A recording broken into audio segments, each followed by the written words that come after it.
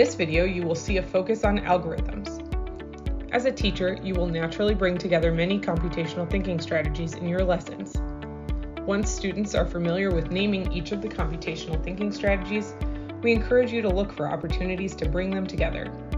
For example, in this video, there are also opportunities to identify pattern recognition. So algorithms are things that we use all the time. Let me just ask, who in here knows how to cook anything?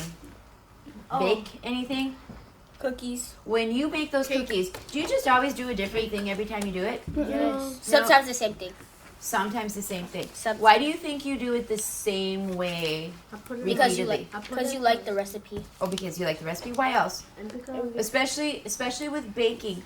Why would you develop and use systematic step-by-step methods in baking?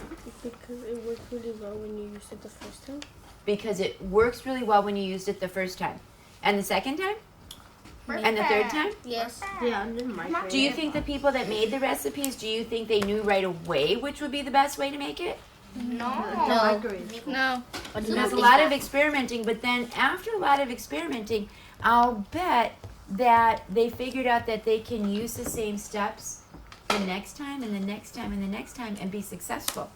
So we are going to use the computational thinking strategy of, what's this word? Algorithms? Algorithms. What is the word? Algorithms. Algorithms.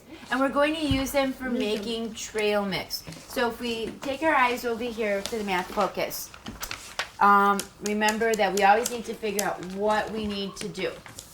All right, because it says solve a problem, but just solve this, how about question?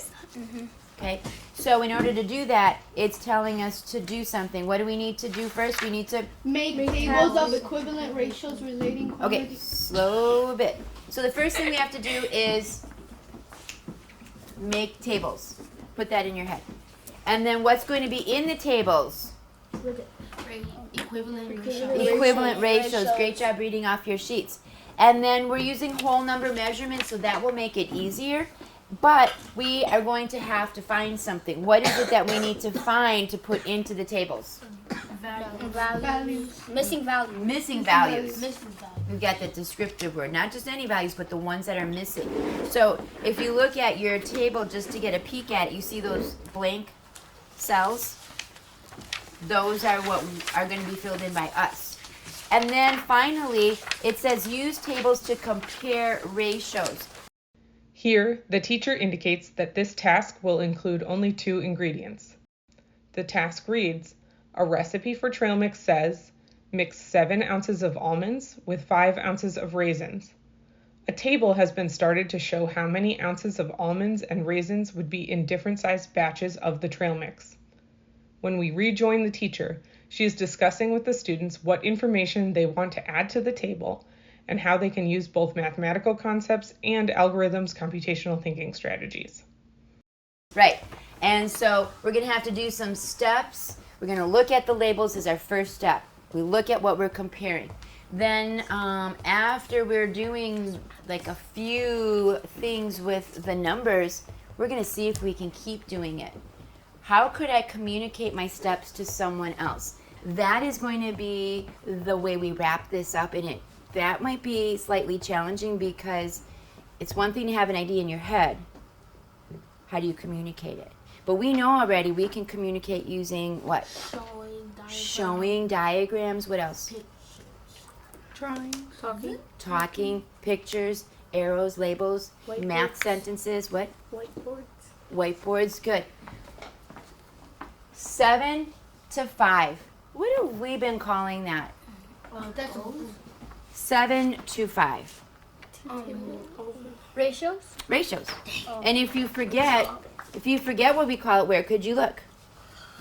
The reminder at the bottom of what we're using, right?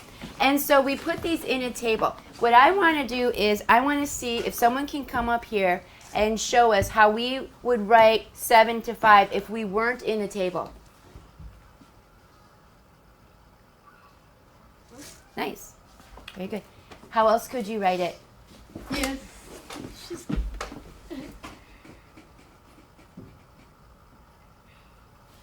Good. Is there one more way we could write it? Oh, yeah.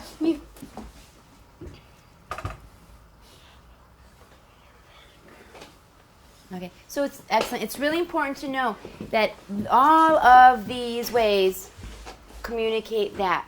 They definitely do. When we look at steps that we take, can I give you a quick review? Yeah. Remember when I talk about tables and we think of it this way? Yeah. Can you do this with me? So we can look at the data going left and right, across. Is that the only way we can look at it? No. How else can we look at it? Up and down. Up and down.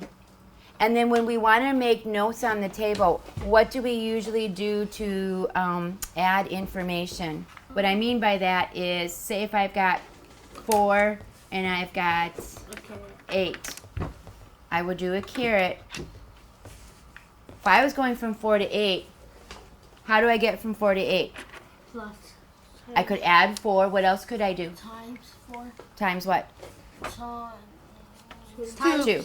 So when I say a caret, this is what I mean. Because we've got a nice, neat table here. So I think when we do our steps, we should make our steps easy to read. Which of these steps will be easy to do if we make our thinking real clear? Which algorithm step would be easy? You want to point to it? She's pointing here. What would you point to? You would point there? I'm going to say that the person who's new to the problem will be able to answer that question when we clearly communicate by writing neatly on the table what we're thinking and doing. Sounds good? Sure. All right. So let's look at the question itself. What is the question? So we know what steps to do. Fill. What methods can you use to fill in the table? So we're filling in the table. After the students read the task for the class, the teacher then proceeds to put students into groups. The teacher provides students the opportunity to work together and to build from one another's knowledge and experiences, as well as to share their work with the class. You did 3.5 times 16, and you got 56? Yes. Okay, then what did you do with that information? Do you know? Did your partners do anything with it? We added it. You added, where did you add? Did you put 16 here? Yes. Okay, let me put that note there because there's one step that you did that is important. I do see multiplication here, right? When we do, let's review this. When we do a ratio, we are comparing by what? What math operation are we using? Comparing by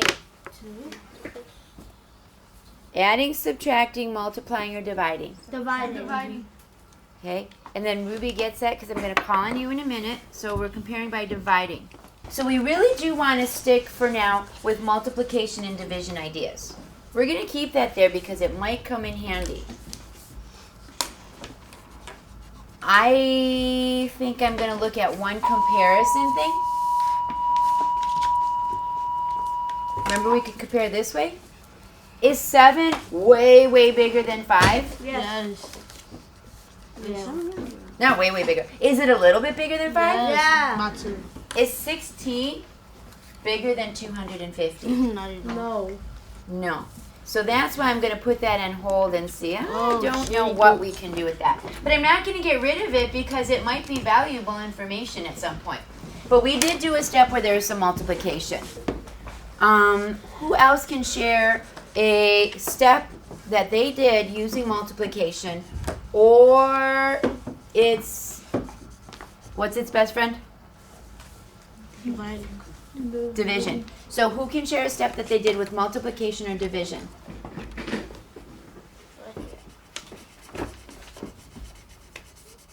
So here to here.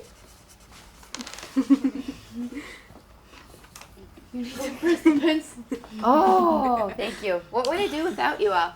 So times 4. How did Daniel know? And I'm going to tell you, I know he's right. He did the right step. 5 times 4 equals something. That is true. That does equal 20. But how did I know I was going to multiply by 5? Remember the rule, what you do to one side, you have to do to the other. Does that help? Yes. Okay, so that's a step. One step is what you do to one side, you do to another. Keep going. As you multiply 7 by 4, and then you can't just do 7 by 4 and not do it to 5 times 10. So you're telling me that the step that I did on the left is the same step I do on the right. Yes. Is that true? So in this case with the algorithm, it says, can I use the same steps on another problem? We use the same steps on the other side. Does that make sense, Jalika? Now, real quickly, just to review, if I didn't know that 7 times 4 was the answer, what could I put in my calculator to find out that I was multiplying by 4? 7. I could do 28 divided by 7, right? Or 7 times 4. Because we know that goes back and forth. Question? Comment. Comment. Yes. Or you can go on a multiplication table and look what times 7 equals 24, and then do the same thing. And then when you find out how many times 28 can go into 7, do the same thing to 5 times, do the same thing to 5. Okay, so by finding out That's how the many next times 7 goes into 28, is that a step you would communicate if you had to teach this to next year's 6th graders? Is that a step you would include in your Yes. directions? All right, so that's what algorithms do. Algorithms are directions that are easily either passed on to someone else, explained to your teacher so they know how you got your answer, or that you write down because maybe we don't remember everything and we don't do it all the time and we need directions to go back to. Does that make sense? Yes. Yes. All right. Can we do one more on the table? Yes. Okay. So let's pick a challenging one. How am I going to fill this in? Daniel? Divide by 2. Okay, so what am I going to divide by 2? I'm going to use another color, and that's really big when I'm doing different steps on the same model.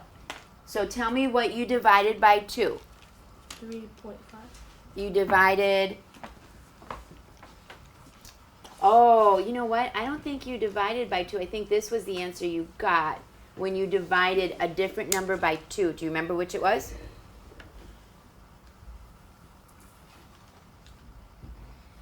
Seven. So if we do 7 and we divide by 2, we do get 3.5. So what's my next step? 7. And if I look across, then I'm going to do the same step with 5. So that's that could I use the same step. So if I divide 5 by 2, I think somebody already started figuring that out. What is it, Daniel? 3.5. 5 divided by 2 is... 2.5. Say it again. 2.5. Excellent, Ruby. Beautiful. Are we good? Yes. Yes. Okay. So, do you think algorithms work well with something like this? Yes. Totally. So, do you think that our next step might be to write out our ideas and then we could put it on a poster and we could put it up in the class to show other students? Yes. Totally. And then can we say algorithm made by Yana math Lee's- group? Yes. Yana Okay. Lee's That ideas. sounds good. Did we find a way to get missing values in the table? Yes. Yes. And what was the strategy that really helped us do that? Doing the same steps on other problems. Okay, this is where I have to make sure that my question and your answer match. Ready? What strategy did we use to help find the missing values in the table?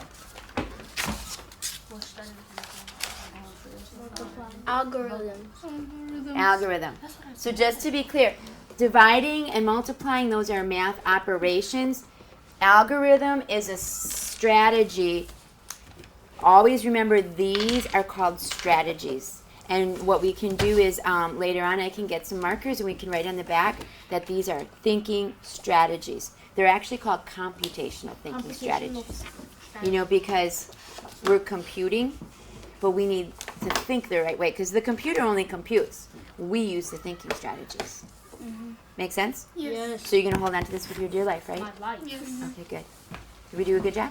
Yes. 4, 3, 2, or I don't know what's going on. Be honest. All right, we are done. As you plan to frame, prompt, and highlight computational thinking within your lessons, consider the following questions. What are some strategies my students could use to solve the problems in this lesson? How might a CT strategy already be part of or add to those strategies? How might I recognize when I see my students using a CT strategy? How might I identify when it would be helpful to prompt a student to use CT?